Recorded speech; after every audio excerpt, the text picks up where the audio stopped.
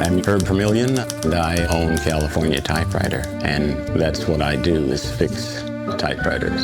I work on warranty machines for IBM.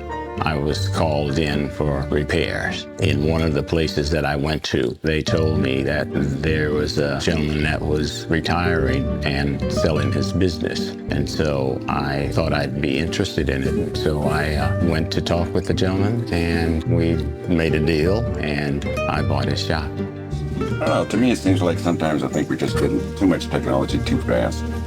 People that are born in a digital world, but there's definitely an interest of, I'm really surprised at the amount of young people that are actually getting on these things.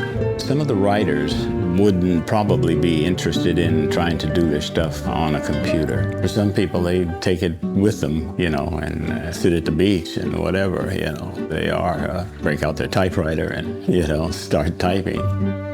A lot of poets, a lot of bad, they can't do poetry on laptops. It's just not happening. It's not happening. They can't create, can't do nothing. They gotta hear this. And that gets those creative juices flowing. And they hear that. Touch is important in a typewriter, at least a manual typewriter. People have had 2 or 3 machines out and going from one to the other and noticing that, well, gee, I like this one or I don't like this one. People love getting typewritten stuff. I find out it's just more personal than, some computer-generated thank you note or something. But if someone sits down and types out a thank you note or just a letter or whatever, they really get a kick out of it. I think typewriters do inspire people.